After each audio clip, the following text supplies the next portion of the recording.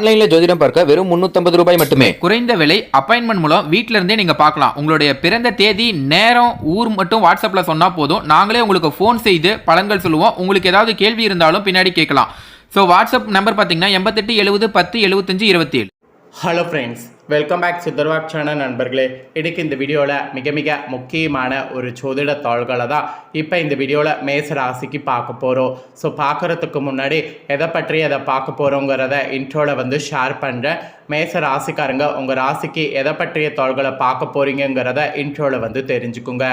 தற்போது 2025 ஆண்டில் தமிழ் மாதமான 5வது மாதம் ஆவணி மாதமானது நடந்துட்டுருக்கு. இந்த ஆவணி மாதத்தில் ஒரு எச்சரிக்கையான நாள் ஆவணி 6ஆம் தேதி வருது. அன்றைக்கி ஆங்கில தேதி ஆகஸ்டுடைய 22ஆம் நாள், கிழமை அன்னைக்கு வெள்ளிக்கிழமை. இந்த நாள் அப்படி என்ன முக்கியமான எச்சரிக்கையான வெள்ளிக்கிழமை அப்படின்னு கேட்குறீங்களா? அமாவாசையானது வருது. வரக்கூடிய அமாவாசை ஆவணி மாதத்தில் வரக்கூடிய அமாவாசை. ஒவ்வொரு தமிழ் மாதத்தில் வரக்கூடிய அமாவாசையும் ஒவ்வொரு சிறப்பு இருக்குது. அதுபோல் ஆவணி மாதத்தில் வரக்கூடிய அமாவாசைக்கு தனி சிறப்பு இருக்குது. இந்த அமாவாசை வெள்ளிக்கிழமை அதுவுமா வருது. ஸோ இது ஒரு சாதாரண அமாவாசை கிடையாது, மிகவும் சக்தி வாய்ந்த ஒரு அமாவாசை. இந்த அமாவாசையில் கிரகநிலைகளில் ஏற்படக்கூடிய அந்த மாற்றங்களால் ஒவ்வொரு ராசிக்காரங்களுக்கும் அமாவாசையிலிருந்து தலையெழுத்து மாறும். அது பாசிட்டிவாகவும் இருக்கலாம், நெகட்டிவாகவும் இருக்கலாம். அது அவங்கவுங்களுக்கு எப்படி கிரகங்கள் அமைந்திருக்கோ அதை பொறுத்து பலன் கிடைக்கும். அதன் வகையில் மேச ராசிக்காரங்களுக்கு இந்த அமாவாசைக்கு பிறகு என்ன மாதிரியான மாற்றம் ஏற்படுங்கிறத சொல்ல போகிறேன். அதிர்ஷ்டமாக ஆபத்தா அப்படிங்கிறத உங்களுக்கு கிளியராக இந்த வீடியோவில் ஷேர் பண்ண போகிறேன். மேசம் ராசிக்காரங்க உங்களோட ராசிக்கு என்ன மாதிரியான பலன் கிடைக்கும் அப்படிங்கிறத தெரிஞ்சு அதற்கேற்ப நடந்து பலன் பெறுங்க. ஸோ உங்களுக்கான பலனை தெரிஞ்சு பலனடைகிறதுக்கு முன்னாடி ஃபஸ்ட்டு ஆவணி அமாவாசையில் முறையாக பரிகாரம் செய்யணும். அதனால் முதல்ல பரிகாரம் செய்கிறத தெரிஞ்சுக்குங்க. அதுக்கப்புறம் மற்றதை உங்களுக்கு பார்க்கலாம். தமிழர்களுடைய ஜோதிட கணக்கின்படி சூரியன் சிம்ம ராசியில் பிரவேசிக்கக்கூடிய மாதமே ஆவணி மாதம்.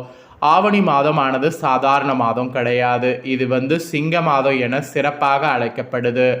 ஆவணி மாதத்தில் தான் ஆவணி திருவோடம், ஆவணி அவிட்டோ, விநாயகர் சதுர்த்தி இந்த மாதிரி தெய்வீக சிறப்புமிக்க தினங்கள் வரும். அதுபோன்று இம்மாதத்தில் வரக்கூடிய பௌர்ணமி மற்றும் அமாவாசை தினங்களும் மிகுந்த முக்கியத்துவம் வாய்ந்ததாக கருதப்படுது. அந்த வகையில் ஆகஸ்ட் 22 ஆவணி 6 ஆவணி மாத அமாவாசை தினமாக வருது. அந்த அமாவாசை தினத்தன்று நாம் செய்ய வேண்டியது என்ன என்பதையும் அதனால் நமக்கு ஏற்படக்கூடிய பலன்கள் எத்தகையது என்பதையும் இந்த வீடியோவில் உங்கள் ராசிக்கு சொல்ல போகிறேன். மேச ராசிக்காரங்க உங்கள் ராசிக்கு என்னங்கிறத தெரிந்து கொள்ளுங்க. ஆவணி அமாவாசை அன்னைக்கு மாலையே பார்த்தீங்கன்னு வச்சுக்கோங்களேன், நீங்கள் சில விஷயங்கள் செய்யணும். அது மட்டும் இல்லாமல் காலையில் எந்திரிச்சு அமாவாசை தர்ப்பணம், திதி போன்ற சடங்குகள் செய்யணும். ஆவணி மாத அமாவாசை தினத்தில் காலையில் குளித்து முடித்து உங்கள் ஊரில் இருக்கக்கூடிய ஆத்தங்கரை அல்லது குளக்கரையில் மைத்திர முகூர்த்த நேரம் எனப்படக்கூடிய அதிகாலை நேரத்தில் பேதியர்கள் கொண்டு மறைந்த உங்கள் முன்னோர்கள் உறவினர்களுக்கு திதி தர்ப்பணம் தரணும்.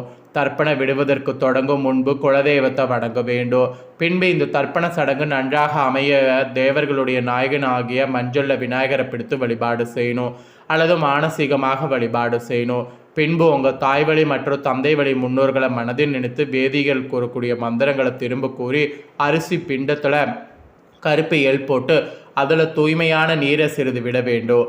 கருப்பியல் சனி பகவானுடைய அதிபத்தியம் கொண்டது. இதை இச்சடங்கில் பயன்படுத்துவதால் ஆயுள்காரனாகிய சனி பகவானுடைய அருளாசி உங்களுக்கு கிடைக்கும். வீட்டில் பூஜரையை அப்புறம் சுத்தம் செய்து தீபம் ஏற்றணும். பின்பு உங்கள் வீட்டில் இருக்கக்கூடிய மறைந்த முன்னோர்களுடைய படத்திற்கு பூக்கள் சமர்ப்பித்து தூபங்கள் கொளுத்தி வணங்க வேண்டும். சந்தர்ப்ப சூழ்நிலை காரணமாக இந்த அமாவாசை திதியில் தர்ப்பணம் போன்றவற்றை தர முடியாதுங்கிறவங்க இந்த தினம் உங்கள் வீட்டிலேயே முன்னோர்களை வழிபட்டு கருப்பு மற்றும் வெள்ளை எள் கலந்த சாதத்தை காகங்களுக்கு உணவாக வைப்பதால் முன்னோர்களுக்கு திதி அளித்த பலன் உண்டாகும். ஸோ ஆவணி மாதம் சுப மற்றும் தெய்வீக காரியங்கள் செய்வதற்கான சிறப்பான மாதமாக இருக்குது. இந்த ஆவணி மாதத்தில் வரக்கூடிய அமாவாசை தினத்தில் மேற்கொண்ட முறையில் தர்ப்பணம் மற்றும் சீர்திருத்தம் தந்து முன்னோர்களை வழிபடுவதால் வீட்டில் உங்களுக்கு தருதலுதலை நீங்கி சுபிட்சங்கள் பெருகும். உங்கள் வம்சத்தில் திருமணம் காலதாமதமாகக்கூடிய நபர்களுக்கு விரைவில் திருமணம் நடக்கும். வீண் பண விரயங்கள் ஏற்படுவது நீங்கும். வெளிநாடு செல்லக்கூடிய முயற்சிகள் வெற்றி பெறும்.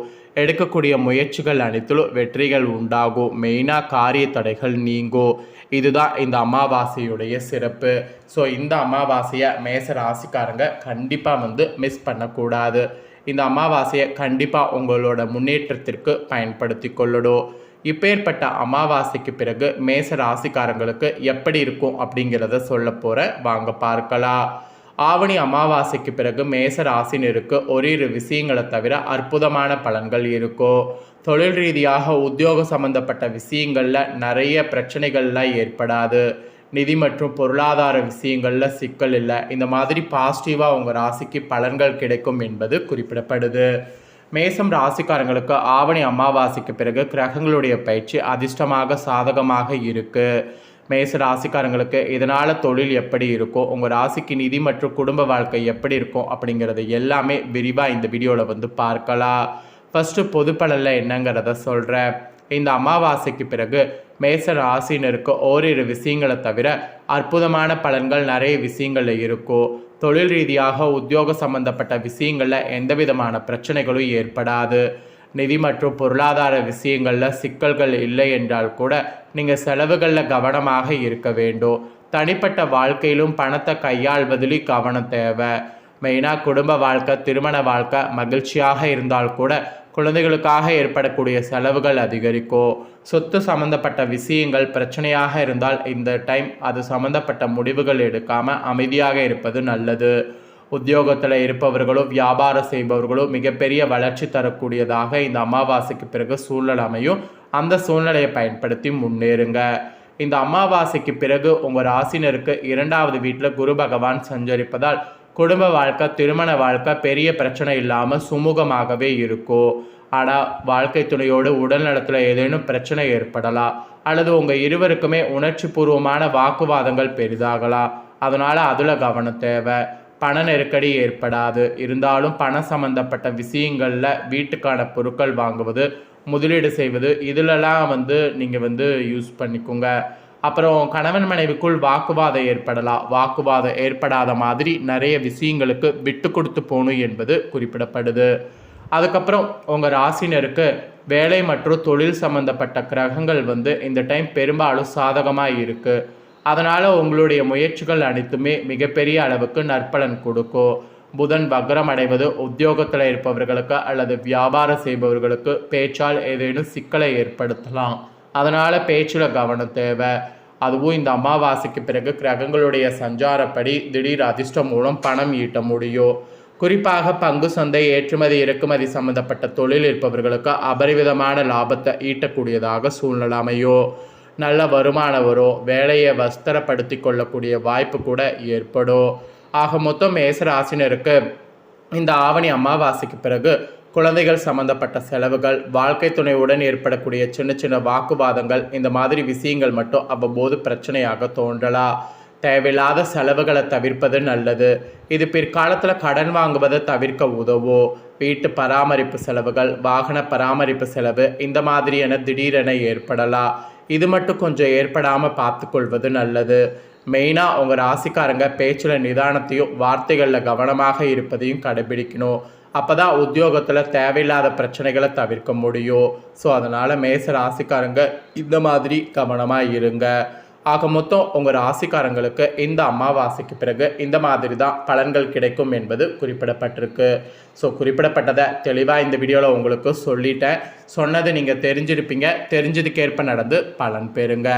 ஆக்சுவலி இந்த அமாவாசையில் உங்கள் ராசிக்கு ஓரளவு அதிர்ஷ்டமும் இருக்குது, அட் த சேம் டைம் ஆபத்தும் இருக்குது. அது நீங்கள் தெரிஞ்சு அதற்கேற்ப நடந்துக்கணுங்கிறதுனால தான் இந்த தாள்களை உங்களுக்கு விரிவாக ஷேர் பண்ண இந்த நீங்கள் தெரியும் போது உங்களுக்கு ஒரு ஐடியா கிடைச்சிருக்கும். ஸோ ஐடியா கிடைச்சதுக்கேற்ப செயல்படுங்க. இதை நீங்கள் பார்த்து பயனடைகிறது போல் உங்கள் ஃப்ரெண்ட்ஸ் ஃபேமிலியில் இருக்கிறவங்களும் பார்த்து பயனடையணும் அப்படின்னு நினச்சிங்கன்னா வீடியோ லைக் பண்ணி உங்கள் ஃப்ரெண்ட்ஸ் ஃபேமிலிக்கு ஷேர் பண்ணுங்கள். உங்கள் ஃப்ரெண்ட்ஸ் ஃபேமிலியில் இருக்கக்கூடிய மேச ராசிக்காரங்களும் வீடியோ பார்க்கட்டும். அவங்களும் அவங்களோட ராசிக்கு என்ன மாதிரியான பலன் கிடைக்கும் அப்படிங்கிறத இந்த வீடியோ மூலிமா தெரிஞ்சு இதற்கேற்ப நடந்து பலனடையட்டும். இதே போல் புதிய அப்டேட்டான நிறைய வீடியோ நம்ம சேனலில் போடப்படும். அதையெல்லாமே உடனுக்குடனே தெரிந்து கொள்ள மறக்காமல் நம்ம சேனலை சப்ஸ்கிரைப் பண்ணுங்கள். கூட பெல் பண்ண ப்ரெஸ் பண்ணுங்கள். ஃபஸ்ட் டைம் பார்க்குறவங்க இது போல் நிறைய அப்டேட்டான தாள்களை உடனுக்குடனே தெரிந்து கொள்ள மறக்காமல் நம்ம சேனலை சப்ஸ்கிரைப் பண்ணலனா சப்ஸ்கிரைப் பண்ணி பெல் பண்ண ப்ரெஸ் பண்ணி வச்சுக்கோங்க. அதுவும் ஆல் அப்படிங்கிற ஆப்ஷன் இருக்கக்கூடிய பெல் பண்ண ப்ரெஸ் பண்ணுங்கள்.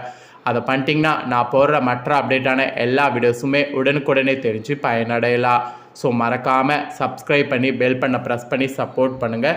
நெக்ஸ்ட்டு இதே போல் சுவாரஸ்யமாக வேறொரு வீடியோவில் உங்களை சந்திக்கிறேன். நன்றி.